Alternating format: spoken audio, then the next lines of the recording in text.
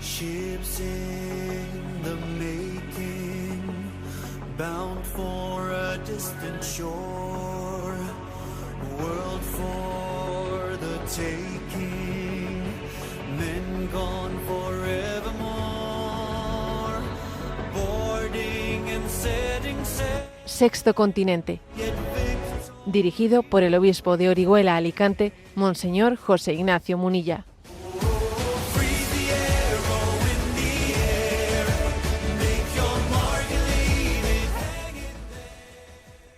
Un cordial saludo a todos los oyentes de Radio María. Un día más, con la gracia del Señor, nos disponemos a realizar este programa radiofónico llamado Sexto Continente, que lunes y viernes de 8 a 9 de la mañana, una hora menos en las Islas Canarias, realizamos aquí en directo en Radio María España.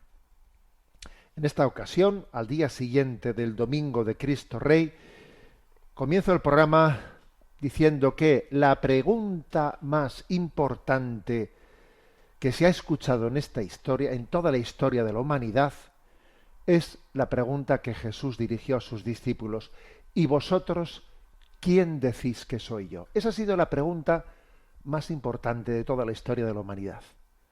¿Por qué arranco así el programa de hoy? Bueno, pues porque ayer, en la solemnidad de Cristo Rey, el Papa León XIV publicaba una carta apostólica con el título In Unitate Fidei, en la unidad de la fe, con motivo de que se cumplen 1700 años del concilio de Nicea, propiamente, digamos, el primer concilio ecuménico de la historia de la Iglesia, en sentido formal, ¿no? Y además, el Papa publica esto el Domingo de Cristo Rey, y cuando en esta semana, porque el jueves el Papa marcha a un viaje apostólico que será tanto a Turquía como al Líbano, pero especialmente lo que es digno de subrayar por lo que a esta carta apostólica se refiere es que va a visitar pues el lugar en el que tuvo lugar el primer concilio de Nicea, que está actualmente pues en Turquía. Es una celebración de esos 1700 años en cuando, digamos, respondimos a esa pregunta. ¿Y vosotros quién decís que soy yo? Y curiosamente la pregunta no está dicha en singular, ¿no? Está dicha en plural, porque respondemos como Iglesia, como seguidores de Jesús. Sí, y nosotros respondimos, la Iglesia, nosotros respondimos en Nicea. Tú eres el Hijo de Dios. Igual que Pedro se adelantó y respondió: tú eres el Cristo, el Hijo de Dios vivo. El concilio de Nicea subrayó: descendió del cielo, se hizo carne. Él es consustancial al Padre. Es consustancial. Y esa respuesta fue clave.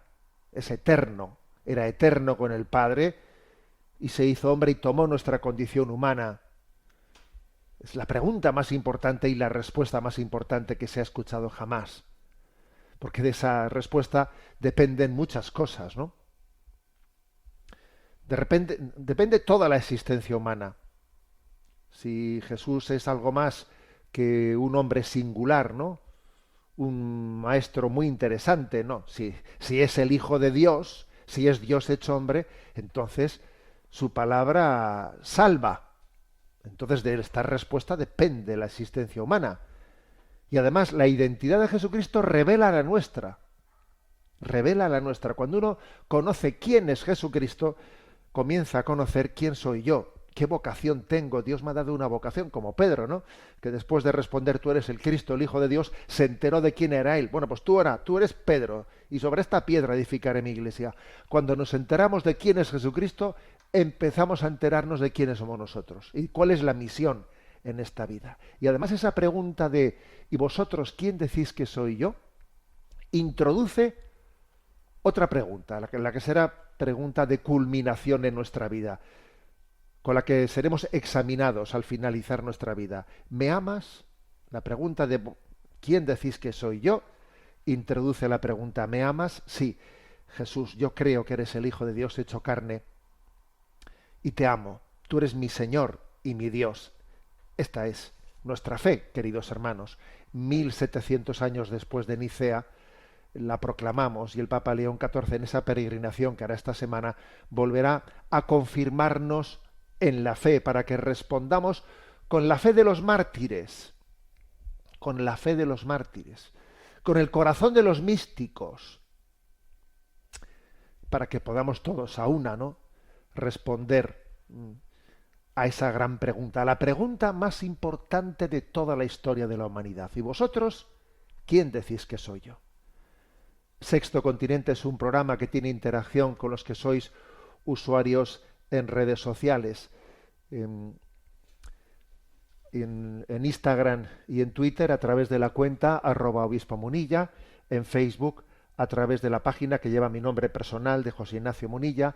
Los programas anteriores están a vuestra disposición tanto en el podcast de Radio María como en diversas plataformas como en YouTube y también en iVoox, Spotify, Amazon Music, y también deciros que en la página web multimedia www.enticonfio.org, allí también tenéis acceso a los programas anteriores, como la emisión en directo de este programa, en el canal Enticonfío TV.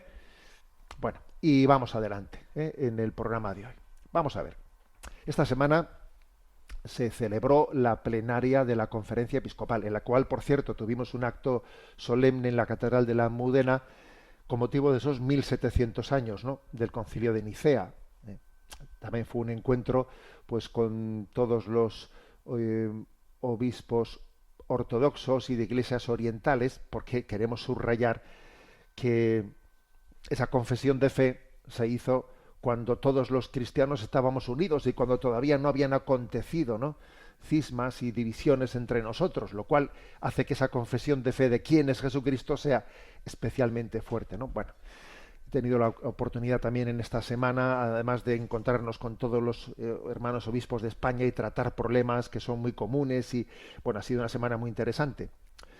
Pero también quiero, hacer referencia a que tuve el lunes, antes de que comenzase la plenaria, tuve un diálogo, un encuentro con Miguel Ángel Quintana Paz sobre el tema de la guerra de Gaza y sobre el tema de la presencia de la Iglesia en los conflictos internacionales. Bueno, allí tuvimos ese debate y bueno, los que sois seguidores del canal En Ti Confío lo veréis publicado próximamente.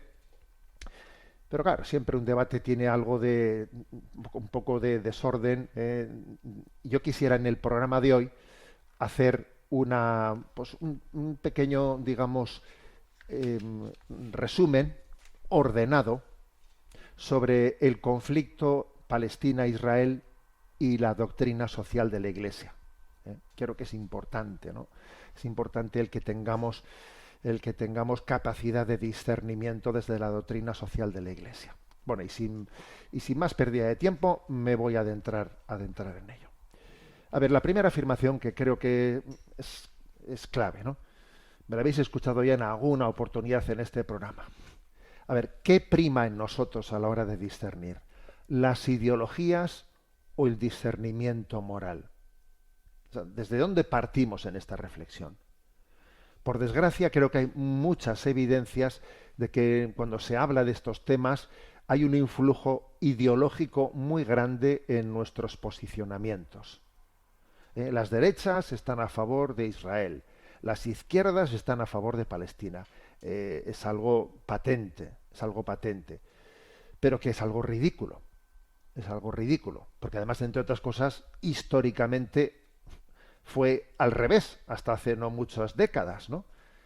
Cuando se formó el Estado de Israel en el año 1948, pues muchos, digamos, políticos que se entendían por derechas, por ejemplo en España, Francisco Franco se posicionó en contra y no reconoció el Estado de Israel. Y el Estado de Israel comenzó más bien, en buena medida, por el apoyo de muchos comunistas que conformaron los kibutz. Los kibutz, esa experiencia, digamos, de comunal, de pequeñas células que vivían en común, comunistas, ¿no? Fueron los que iniciaron el Estado de Israel en buena medida. Y claro, como los primeros gobiernos de Israel fueron más bien de tendencia izquierdista, pues entonces las izquierdas apoyaban, ¿no? Apoyaban a los israelitas, y las derechas apoyaban a los palestinos. Pero bueno, luego fueron cambiando las tornas, y cuando en Israel ya comenzaron a gobernar las derechas, entonces las cosas fueron cambiando. Entonces los que antes, en España, por ejemplo, ¿no? Hasta que no llegaron los socialistas, el Estado español no reconoció a Israel. Fueron los socialistas los que reconocieron el Estado de Israel. Pero bueno, luego cambian las tornas y como ya en Israel comienzan a gobernar pues las derechas, pues entonces los que antes apoyaban a los palestinos ahora pasan a apoyar a los israelitas y viceversa. Es bastante absurdo, pero es así. Es decir, los posicionamientos suelen ser no desde el punto de vista del discernimiento moral, sino el apoyo ideológico a los míos, ¿no? Yo formo parte de una tribu, soy de derechas, soy de izquierdas, entonces en cada posicionamiento tengo que adscribirme a defender a los que son de mi tribu.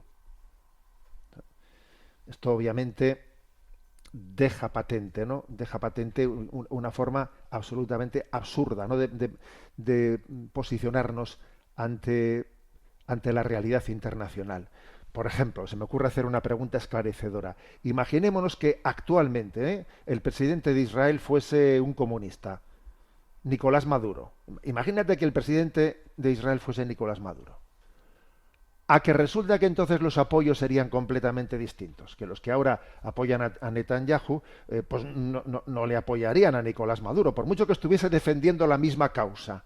Ya, pero entonces los que ahora apoyarían a Netanyahu, pues ya no, entonces apoyarían ahora a los palestinos, porque claro, ahora el presidente de Israel pues es comunista.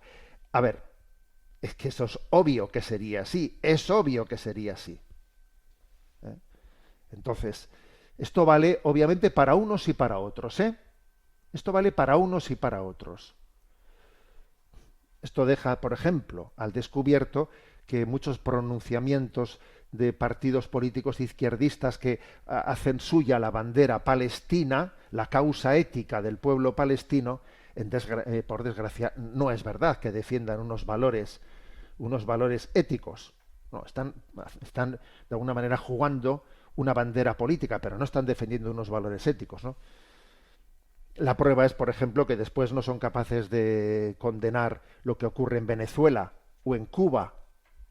Claro, si tú defiendes unos valores éticos de cómo los palestinos son machacados en sus derechos, tendrás que decir algo de cómo los gobiernos comunistas... No, pero eso no lo dices, ¿no? O, por ejemplo, lo que ha pasado con el gobierno español, con el gobierno de Pedro Sánchez, ¿no? Que en sus posicionamientos, ¿no?, internacionales, de repente dejó abandonado absolutamente a su suerte al pueblo saharaui.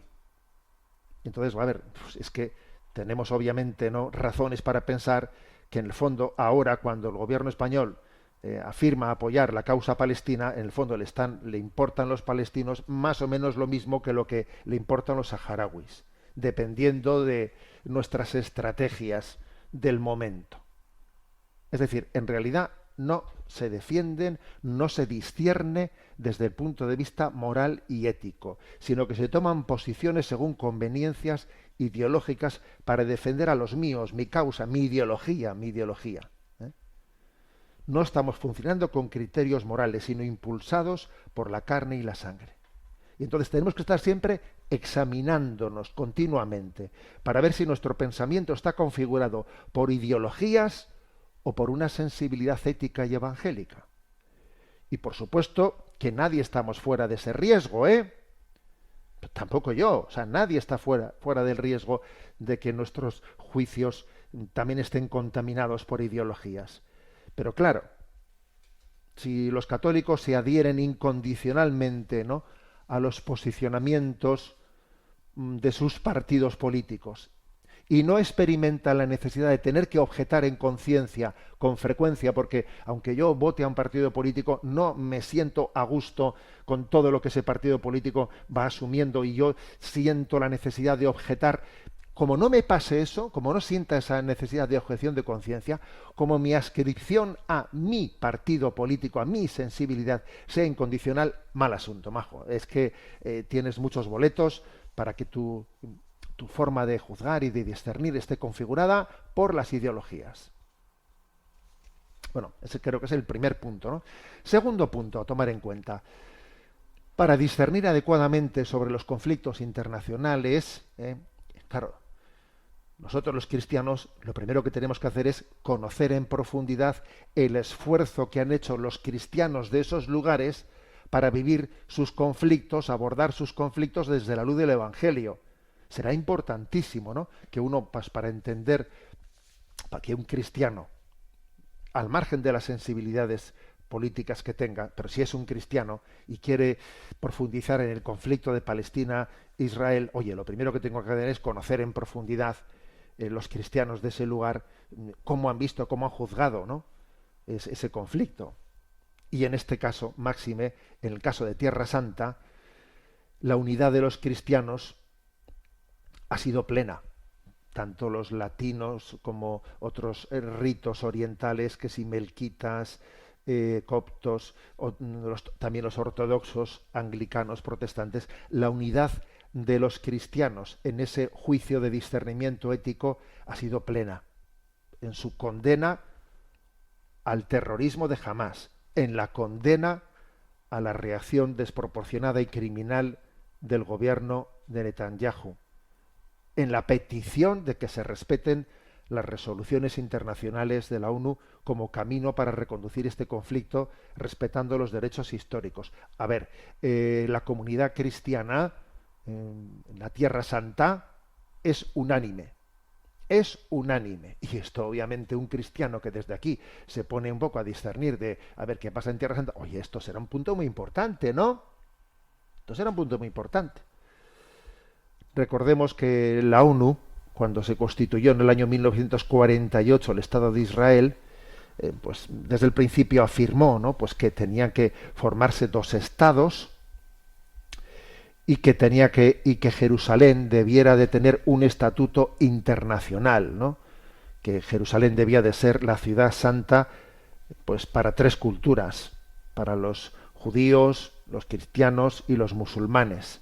Por lo tanto, la solución de la ONU cuando se constituyó el Estado de Israel, que puede ser discutible que se acertase o no se acertase, pero ahora partimos, obviamente ahora no te puedes poner a replantear eso, esto ya es un hecho consumado y partimos de esto, ¿no? Entonces se partió de decir, hay que formar dos estados y Jerusalén tiene que estar al margen de esos dos estados siendo una ciudad con estatuto internacional. Pero claro, por cierto, los papas de la Iglesia Católica insistieron mucho en esto, en el estatuto internacional de la ciudad de Jerusalén.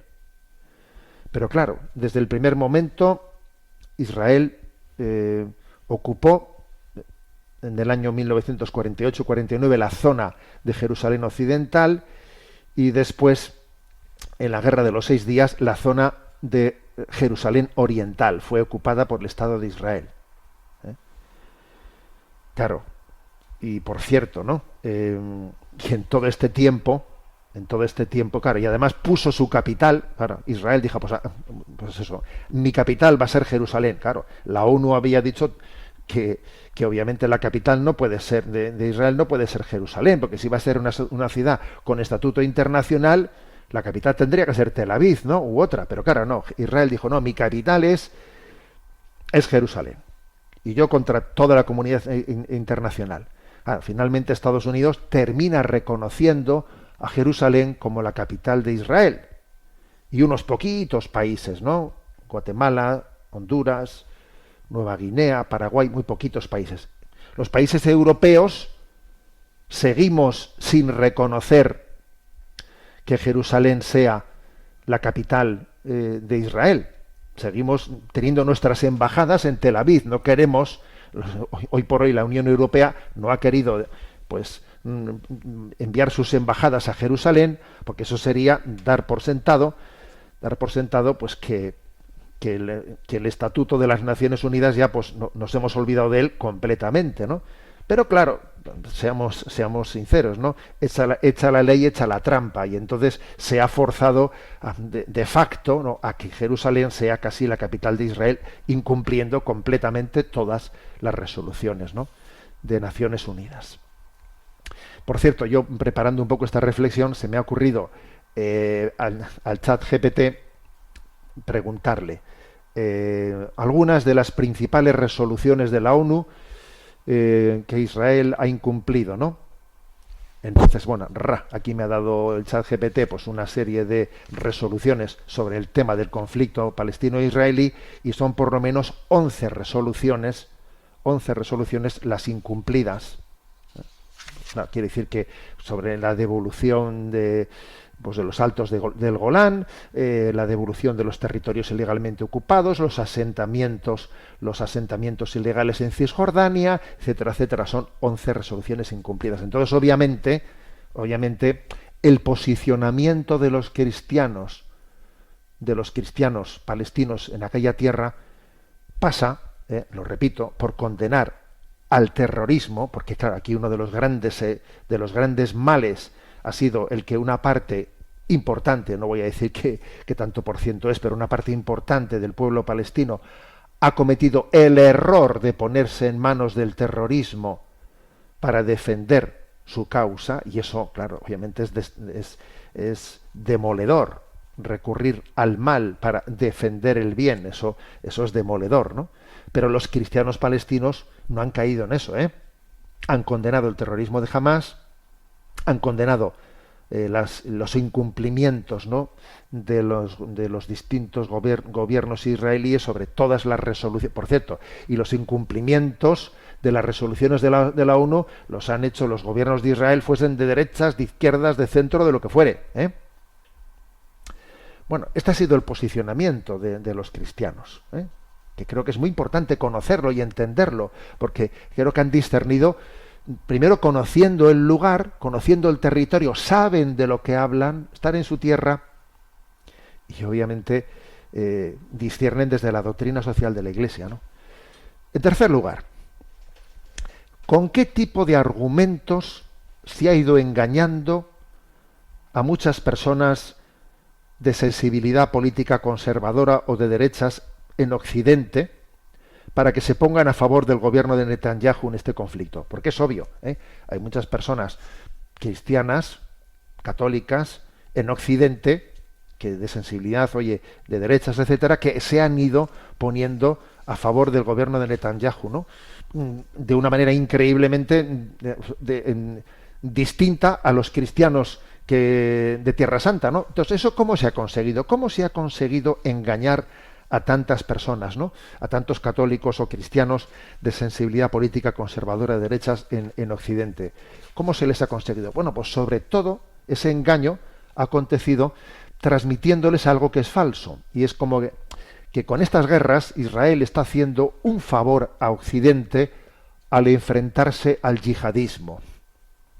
Israel está haciendo el trabajo sucio, que es luchar contra el fundamentalismo islámico. Ellos están dando la cara y están matando allí a los que nos iban a matar a nosotros aquí. Este es el argumento, ¿eh? Pero es que es una gran falsedad. Es una gran falsedad. No es cierto que el Islam yihadista nazca de los estados que se consideran enemigos de Israel. No es cierto que el islamismo yihadista nazca ni de Palestina, ni del Líbano, ni de Siria, ni de Irán. No es verdad. Esos países no se caracterizan, el Islam de esos países no se caracteriza por ser inspirador del yihadismo. No es verdad. Un caso emblemático ha acontecido hace pocas semanas, ¿no? Hace pocas semanas, cuando de repente la opinión pública se quedó perpleja, porque resulta que la noticia era que se había inaugurado una estación de metro en Teherán, en la capital de Irán, ¿no?, una estación de metro en honor a la Virgen María y a los cristianos, pues cerca de la catedral, ¿no?, de los armenios. Entonces, pero en Irán se inaugura una estación de metro en honor a la Virgen María y en honor a los cristianos, que son una minoría. Pues sí, mira, eso es así. Eso es un dato. Que con esto no estamos diciendo, obviamente, que no tenemos mucho que condenar de Irán y de sus velos y la imposición del velo a las mujeres y la prohibición de las conversiones al cristianismo, por supuesto. Pero no es verdad que el yihadismo o que el Estado Islámico nazca de Irán. No es verdad. O por ejemplo, ¿no? Otro dato que es tumbativo. Hezbollah, que es esta guerrilla del Líbano, que claro, pues que también Israel pretende hacer ver que Hezbollah pues es como si fuese el Estado Islámico, ¿no? No es verdad que Hezbollah sea el Estado Islámico. Hezbollah luchó contra el Estado Islámico en Siria, junto al ejército árabe sirio de Al-Assad y a las tropas rusas. Fueron los tres contendientes principales que vencieron al Estado Islámico en Siria. Luego ese argumento de que Israel está haciendo un gran favor a Occidente porque está matando allí a los que nos iban a matar a nosotros, no es verdad, es una mentira. Es una mentira. Otro dato contundente, ¿no? Por ejemplo, ser conocedores de que la autoridad palestina, a día de hoy, todavía, ¿no?, concede estatuto en 10 municipios de Palestina, concede que tengan siempre un alcalde cristiano, a pesar de que los cristianos de allí ya son una minoría, han ido marchando de allí. Claro, ¿por qué marchan de allí los cristianos de esa manera? Pues porque los palestinos están en una situación de pobreza máxima, y los cristianos, en la medida en que tengan contactos en Occidente, se van.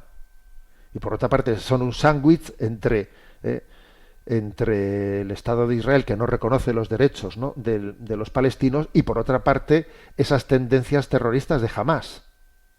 Entonces los cristianos se van marchando. Pero es que hay que decir que la autoridad palestina a día de hoy todavía concede que haya 10 municipios en Palestina, entre ellos Belén y Ramala, que Ramala es la capital administrativa de Cisjordania, que tienen por estatuto alcalde cristiano.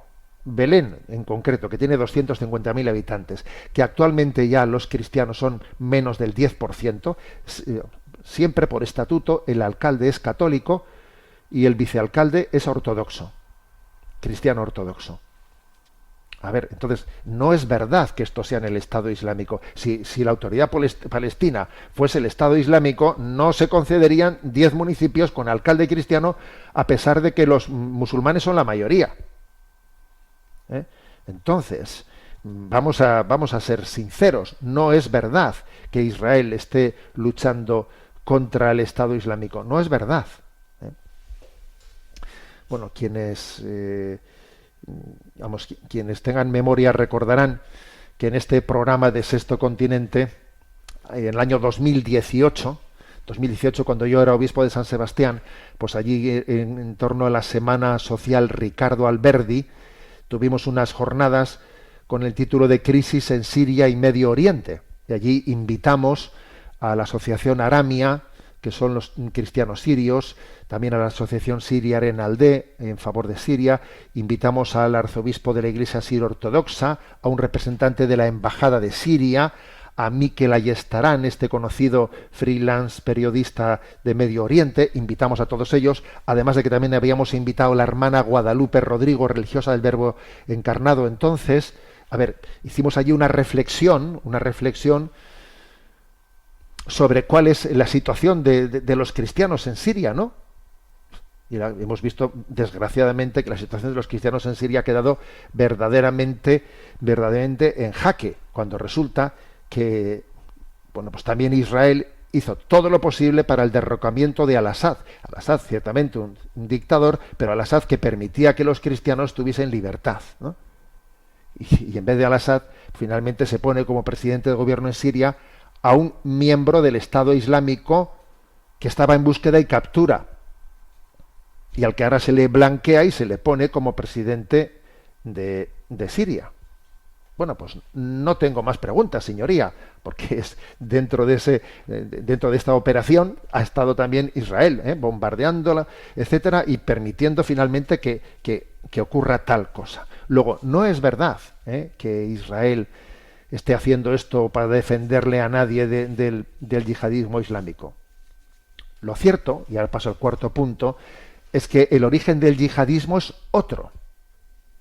El origen del Estado Islámico es otro, no son esos estados enemigos de Israel, de Irán, Siria, no, en Palestina no.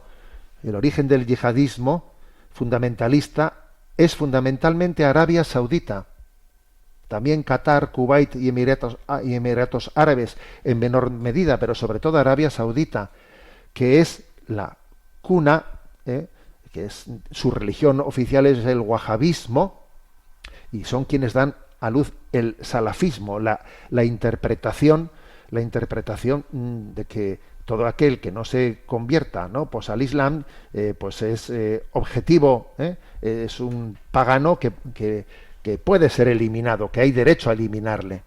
Y entonces es que lo cierto es que quien está imbuyendo, está difundiendo esta interpretación wahabita, salafista, por toda África, es Arabia Saudita. Son ellos que están financiando la formación de los imanes en toda África.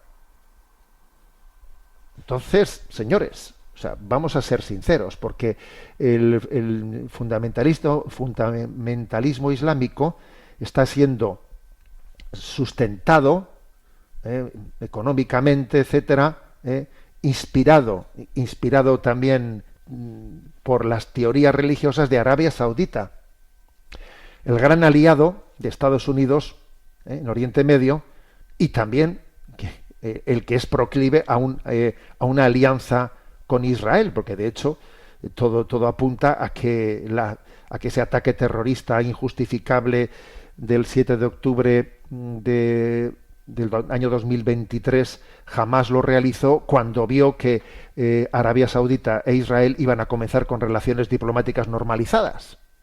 Entonces, vamos a ser sinceros, el yihadismo, el Estado Islámico, no tiene la inspiración pues en los palestinos ni en los sirios, no, la tiene en Arabia Saudita. Lo que ocurre es, claro, que como son nuestros aliados de los petrodólares, ahí no decimos nada. Quinto punto de reflexión. El posicionamiento profético del patriarca de Jerusalén, Monseñor Pizzaballa, unido a todas las iglesias cristianas. A ver, yo creo que su posicionamiento es profético. Ellos han proclamado desde el primer momento de los conflictos la petición de ayuno y oración por la paz. Cuando Hamás hizo aquella barbarie de ataque pues en octubre del 2023. Entonces, en aquel momento, cuando mató a 1.200 judíos, ¿no?, y secuestró a 200 y pico, en ese momento el patriarca de Jerusalén pide oración y ayuno por la paz. Y se le contesta, ¿no? Se le contesta desde el gobierno de Netanyahu: no recéis por la paz, rezad por nuestra victoria. Esa fue la respuesta. Sin embargo, ellos convocaron la oración por el ayuno y la paz, porque entre otras cosas no es cierto que la guerra comenzase con el ataque terrorista del 7 de octubre de 2023. No, la guerra no comenzó ese día, comenzó en 1948. Y entonces no es verdad que aquí ha habido un ataque ahora y entonces ahora nos vamos a defender un momento. Prácticamente vamos para un siglo en guerra, O sea, que esto va a ser como la guerra de los 100 días de Europa, con momentos de tregua y no tregua, pero vamos, obviamente aquel ataque del 7 de octubre de 2023 de Hamás es absolutamente injustificado moralmente, pero claro que tenía episodios anteriores en los que ese odio se había generado, ¿no?, por incumplimientos, pues de devolución de territorios, etcétera, etcétera. Entonces, a ver, el posicionamiento profético del patriarca de Jerusalén y de todos los cristianos es decir, oramos por la paz. Y además afirmamos con claridad que son los inocentes los que van a padecer en las guerras. Son los inocentes. La respuesta militar es totalmente desproporcionada, porque si tú vas a luchar contra el terrorismo abriendo una guerra abierta contra toda una población, eso es algo absolutamente desproporcionado e injustificado. Tú sabes que esos terroristas han preparado refugios subterráneos. Tú sabes que esos terroristas precisamente sabían que estaban, con ese ataque que hacían, sabían que iban a recibir ese tipo de respuesta y que utilizan a los inocentes como escudos humanos. Y tú, sabiendo eso, golpeas a los escudos humanos y matas a decenas de miles de inocentes, entre ellos, ¿no?, 16.700 niños. Entonces, es una barbaridad, ¿no? Es una barbaridad increíble. Ha habido el presidente de la Conferencia Episcopal Italiana, ¿no?, pues hizo una oración por la paz en la que durante una ceremonia que duró, no sé si fueron 9 o 10 horas, no sé o 12 horas, no recuerdo, se leyeron los nombres de los 17.000, casi 16.700 niños palestinos masacrados, más los 32 niños que también habían sido masacrados en el ataque de Hamás. Y en una ceremonia se oró por la paz. O sea que el posicionamiento nuestro es: guarda tu espada, que quien a espada mata, a espada muere. A espada muere. Y además pasa una cosa, que cuando se hace una respuesta desproporcionada de este tipo, lo que se está haciendo es generar nuevos terroristas, porque hay todos los jóvenes que ven que sus padres o sus hermanos han sido asesinados, pues entonces qué fácil es que se dejen llevar por la carne y la sangre y se juramenten en que yo me vengaré. Y entonces actuar de esta manera es, aparte de inmoral, es torpe, porque es sembrar la guerra del futuro, es sembrar la violencia del futuro. Sexta reflexión. A ver, la complicidad de Estados Unidos. Hay que decir que hay cosas que no acontecen sino con complicidades. La declaración del Tribunal de La Haya, en la que condenaba a los responsables de Hamás y a la que condenaba también a Netanyahu y a su ministro de guerra, les condenaba por crímenes de guerra y daba una orden de detención internacional. Ojo, esta orden de detención internacional sigue en vigor, sigue en vigor. Entonces, esa declaración increíblemente tuvo una respuesta por parte de Estados Unidos no únicamente de no reconocer a ese tribunal internacional, sino además de decidir perseguir a los jueces del Tribunal Constitucional. Entonces Estados Unidos comenzó a tomar medidas para bloquear las cuentas bancarias de los miembros del tribunal, retirarles la visa para que no puedan volar, para que no puedan acceder a compañías aéreas, etcétera. Todo eso lo hizo Estados Unidos contra los jueces del Tribunal Internacional de La Haya. Una cosa increíble, increíble, ¿no? En una falta de respeto a la división de poderes, claro. Luego fijaros en España, como estamos viendo, ¿no?, como los políticos no respetan las resoluciones judiciales. Vamos, lo nuestro es una broma comparando con lo que hizo Estados Unidos, bueno, lo que sigue haciendo, porque sigue persiguiendo al Tribunal de La Haya. Entonces, la complicidad ahí de Estados Unidos es grandísima, porque aparte de los 100.000 millones de dólares en armamento, ¿no?, que ha pasado a Israel para destrozar todo un territorio, una población, ¿no?, 100.000 millones de dólares. Aparte de eso, también ha hecho en estos 2 años 6 vetos en el Consejo de Seguridad de la ONU, 6 vetos, tanto en los gobiernos de Biden como de Trump, 6 vetos contra las resoluciones del Consejo de Seguridad de la ONU que pedían la devolución de los rehenes, el fin de los ataques contra la población civil, etcétera, y por 6 veces Estados Unidos, tanto con los gobiernos de Biden como Trump, que tanto monta tanto Isabel como Fernando, hay que decirlo de Biden y Trump, ¿no?, pues han vetado las resoluciones del Consejo de Seguridad Estados Unidos en solitario, aparte de de proponer la solución de un resort turístico en Gaza, como solución para acabar con eso, enviando a 2 millones de personas fuera, ¿no?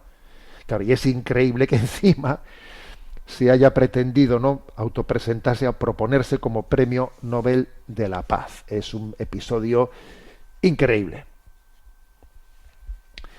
Bueno, séptima reflexión. La verdad nos hace libres. La importancia de la comunicación. Se dice que la primera víctima de una guerra suele ser la verdad.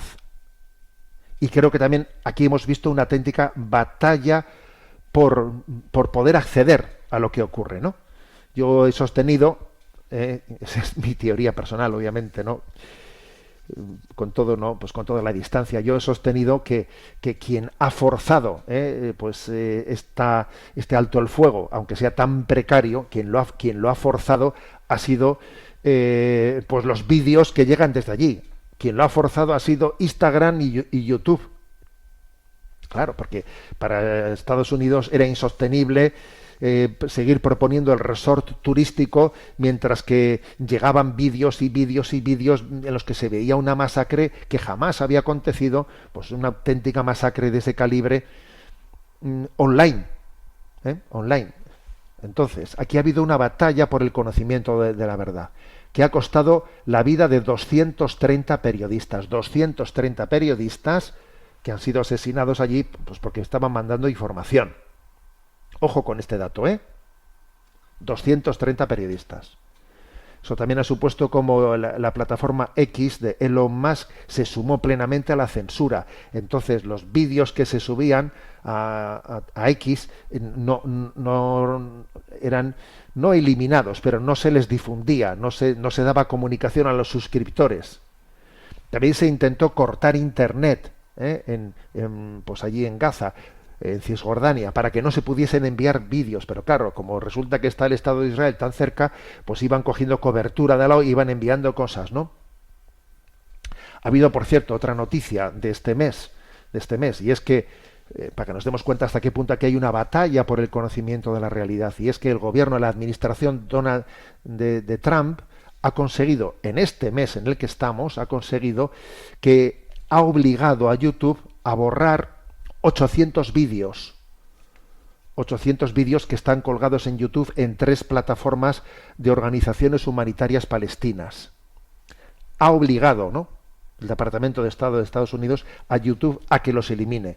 ¿Por qué? Pues porque estas 3 plataformas habían puesto todos esos vídeos que nadie pone en duda que sean ciertos, no hay nada de truco en ellos, pero claro, son vídeos que habían entregado a la Corte Suprema de La Haya, en base a la cual se había dictaminado pues la sentencia, la condena por crímenes de guerra, no solo a los dirigentes de Hamás, sino también a Netanyahu. Y entonces Estados Unidos lo que hace es perseguir a los jueces y, segundo, obligar a YouTube a borrar los vídeos con los cuales se ha dado la sentencia de crímenes de guerra. Es una cosa que es increíble, increíble. Es cierto que los vídeos, aunque han sido borrados de YouTube, no por orden, no por presión, porque claro, si a YouTube le dicen o quitas esos vídeos o te meto un impuesto de no sé cuántos miles de millones, vas a ver, claro, YouTube acaba borrando esos vídeos. Ha sido vergonzoso, pero claro, lo ha borrado porque claro, le va el pan en ello, le va el pan. Entonces, esto es increíblemente lo que ha ocurrido. Aquí hay una batalla por el conocimiento de la realidad. Entonces, yo creo que desde nuestro punto de vista de la doctrina social tenemos que decir: la verdad nos hará libres. Cuando alguien tiene que ocultar la verdad, mal asunto. Esto en España también nos suena, ¿no? Uno borrando los datos de su móvil para que no se los lean. Si yo tengo que estar borrando los vídeos que son la prueba de lo que ha ocurrido, es que no creo en esa frase de Jesús: la verdad nos hace libres. Bueno, en octavo lugar, hay que decir que claro que es cierta, ¿no? Claro que es cierta el derecho de a una legítima autodefensa. Claro que es cierto, ¿no? Pero claro, de la autodefensa a la orgía de la violencia por una respuesta desproporcionada, es que cuando nos saltamos el principio sagrado de que el fin no justifica los medios, entonces lo deformamos todos, ¿no? Es obvio que la acción militar llevada a cabo por Israel no ha tenido como fin la liberación de los rehenes. No lo ha tenido. No lo ha tenido. De hecho, los grandes enemigos de la acción del gobierno de Netanyahu han sido los familiares de los secuestrados. Los familiares de los secuestrados que han visto cómo sus hijos, sus familiares iban a estar condenados a la muerte, como así ha sido, porque solo han conseguido de 230, no sé cuántos son, 240, solo pudieron rescatar a 8 militarmente. 8. Entonces, quiere decir que entonces esa acción de bombardearlo todo no estaba diseñada para liberar a los rehenes, sino para una destrucción sistemática. Entonces, creo que hay que decir que en esa hay que denunciar una orgía de la violencia, una orgía en la que además hay intereses ocultos evidentes, ¿no? Por cierto, que hay un vídeo cuyo audio os lo voy a poner ahora mismo, un vídeo de Josep Borrell, que es como alto representante en el pleno del Parlamento Europeo. Él cuando era alto comisionado de las Naciones Unidas para Asuntos Exteriores, en algunas, ¿no?, de sus comparecencias allí habló claramente de que Israel tenía derecho a defenderse, por supuesto, ¿no?, frente a un ataque terrorista, pero que obviamente era clave de qué manera, ¿no?, acontecía esa respuesta. Entonces allí él sacó un dato en pleno Parlamento Europeo que fue tremendo, ¿no? Voy a poner el audio ahora, ¿no? Pero el dato tremendo es que resulta que Netanyahu en el Parlamento de Tel Aviv, en el Knesset, o mejor dicho de Jerusalén, ¿no?, en el Parlamento israelí del Knesset, en marzo del 2019 había dicho lo siguiente, ¿no? Había dicho: quien quiera frustrar el establecimiento de un Estado palestino, claro, ellos querían a toda costa hacer imposible que un Estado palestino se constituya, ¿no? Entonces dice Netanyahu en el Knesset: quien quiera frustrar el establecimiento de un Estado palestino, quien quiera asegurar que un Estado palestino nunca exista, debe apoyar el fortalecimiento de Hamás y transferirle dinero. Y esto es lo que estamos haciendo. Es parte de nuestra estrategia, financiar a Hamás para asegurar que un Estado palestino nunca exista. Son las palabras literales que Netanyahu pronunció en el Knesset y que pues, Josep Borrell, el alto comisionado pues para Asuntos Exteriores de la Unión Europea, en aquel momento pronunció. Lo voy a poner para que nos demos cuenta que también es que han pasado cosas que son increíbles, Cualquiera que quiera evitar que haya nunca un Estado palestino tiene que apoyar a Hamás y tiene que transferir dinero a Hamás. Esto es lo que estamos haciendo. Esto es parte de nuestra estrategia. Financiar a Hamás para que nunca haya un Estado palestino. ¿Saben ustedes quién dijo eso? El señor Netanyahu, en marzo del 2019 en la Knesset. Gracias. Bueno, pues este es un documento histórico, señores, para que nos demos cuenta de que cuando nos saltamos ese principio clave ético de que el fin no justifica nunca los medios, claro, fácilmente recurrimos a veces cuando me interesa el terrorismo lo propongo, cuando no me interesa lucho contra él de una manera absolutamente desproporcionada, claro, porque es que me he saltado el principio de que el fin no justifica los medios y a partir de ahí ya me convierto en un mafioso. 9º punto, la situación actual. A ver, la situación actual es muy grave. No es verdad que la paz haya llegado. A pesar de ese alto el fuego, continúan los ataques, continúan los muertos inocentes, no en la proporción anterior con un bombardeo abierto, pero sí continúan momentos de bombardeo. Israel aduce que jamás realiza movimientos y entonces ataca. Pero claro, qué error fue, ¿no? Pues que en ese acuerdo momentáneo de alto el fuego se permitiese que jamás siguiese. Era un momento clave para haber entrado algunas fuerzas de cascos azules y no permitir que jamás en este momento vuelva a tener el control interno. Claro, salen de las cuevas en las que estaban metidos y ahora se ponen a fusilar a los palestinos que no se les han sometido. ¡Qué horror!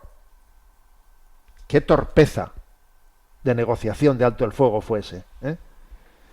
La situación actual es durísima porque han llegado el frío y las lluvias y allí hay millones, no 2 millones de personas, la mayoría de ellos sin casa, sin hogar, durmiendo en terrenos enfangados llenos de agua en tiendas de campaña y además con la ayuda humanitaria todavía bloqueada en su mayor parte y sin que se permita a la ayuda humanitaria entrar. Y esto es así, señores. Hay miles de camiones, ¿no?, a los que no se les permite entrar en esa ayuda humanitaria. Israel aduce, para no permitirlos entrar, que todavía falta por entregar algún cuerpo de los rehenes que fueron asesinados o muertos en los bombardeos o lo que fuere, claro. Y mientras tanto los inocentes pagando el pato, ¿no? Y además la situación es muy dura porque no es fácil entender cuáles van a ser los siguientes pasos de cara a la paz. Esos siguientes pasos no se perciben, ¿no? Y hay algo máximamente preocupante que ya comenté yo en este programa, y es que después de ese alto el fuego, en el Parlamento israelí, y además aprovechando, ¿no?, coincidiendo con la visita que de Vance, el vicepresidente de Estados Unidos, hizo a Israel, en el Parlamento israelí tuvo lugar una votación en la que por 25 votos frente a 24 se votó a favor de la adhesión de los asentamientos ilegales de Cisjordania al Estado de Israel. O sea, es decir, es una votación en la que se decide anexionar los asentamientos ilegales que están haciendo colonos judíos, que están ocupando zonas de los palestinos en Cisjordania, y esos asentamientos ilegales que resulta que, claro, que Naciones Unidas no hace más que decir son asentamientos ilegales, hay que retirarse de ahí, es la zona de los palestinos. Bueno, pues ahora resulta que se hace una votación y se decide, después del alto el fuego, la anexión al territorio israelí de esos lugares. Estados Unidos había dicho que eso no lo iba a permitir. Ya Netanyahu ha hecho la trampa, ¿no?, de decir, con el visto bueno de Estados Unidos, obviamente, que es que unos pocos de sus parlamentarios rompan la disciplina de voto, voten a favor y entonces tira para adelante. O sea que, claro, ¿cuál es la solución entonces? ¿Cuál es la solución? A ver, yo concluiría diciendo, ¿no?, en esta reflexión, que la solución definitiva la tiene Jesús de Nazaret. La solución definitiva es Jesucristo.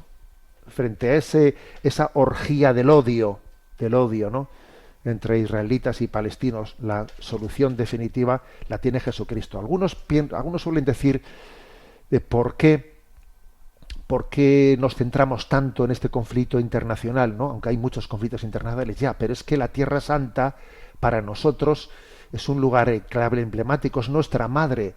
Hemos nacido de la Tierra Santa. Y para nosotros los cristianos de Tierra Santa pues son especialísimos, ¿no? Y creemos además que es un lugar emblemático en el que se está visualizando que solo Jesucristo es la respuesta frente a los odios que rompen el corazón del hombre, ¿no? Ante esta orgía del odio resuenan las palabras de Jesús de Nazaret de amaos, amad al enemigo. Si no amamos y si no somos capaces de perdonar, no hay futuro, no hay esperanza. Creo verdaderamente que hay una paradoja, ¿no?, que en ese conflicto los cristianos numéricamente están desapareciendo y sin embargo creo que el valor moral de la presencia de los cristianos en esos lugares es más grande que nunca. Por eso me parece importantísimo que esta reflexión que estoy haciendo concluya con una llamada a peregrinar a Tierra Santa. Tenemos que peregrinar a Tierra Santa. Tenemos que tomar contacto en las peregrinaciones con los cristianos de aquellos lugares. Juntarnos con ellos cuando vayamos a peregrinar. Tomar conciencia de que Jerusalén es nuestra madre. Que Jerusalén es nuestra madre. Y que por lo tanto estamos como muy implicados, ¿no?, en esa causa de la paz en la Tierra Santa. Estamos muy implicados. Creo que esta lectura desde el punto de vista de la doctrina social de la Iglesia nos ayuda a todos, nos ayuda a pensar en cristiano, a purificarnos de ideologías, a decir, a ver, necesitamos amar la verdad y despojarnos de lo que sea necesario despojarnos, ¿no?, para que nuestra adhesión sea inequívoca, ¿no?, al mandato de Jesucristo de amaos. Aquí no sobra nadie. Obviamente, los palestinos también tienen que asumir, porque ellos podrán pensar que eso que se hizo en 1948 fue un error y que cómo se constituyó un Estado quitándoles la tierra a ellos. Bueno, bien, pero es que eso a estas alturas podrá ser discutido lo que se hizo en un tiempo, pero los palestinos también tienen que asumir que tiene que haber dos estados. Obviamente los palestinos moderados, claro que lo han asumido, pero hace falta que todos nos despojemos del hombre viejo y que partamos de priorizar el discernimiento. Y el discernimiento es ¿qué nos diría Jesús de Nazaret en este momento? ¿Acaso nos diría lo mismo que dijo aquel que se acercó y le dijo, dile a mi hermano que me dé la parte de la herencia, que no me la ha repartido? Y entonces Jesús le dijo, ¿por qué me nombráis juez entre vosotros? Guardaos de la codicia.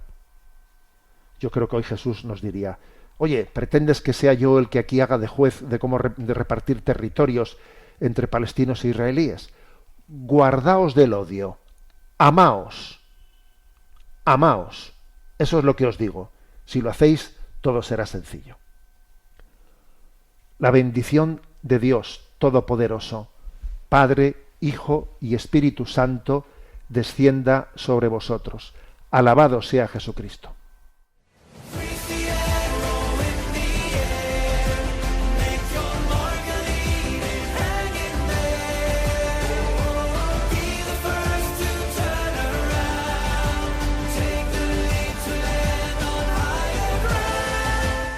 Finaliza en Radio María Sexto Continente, dirigido por el obispo de Orihuela Alicante, Monseñor José Ignacio Munilla.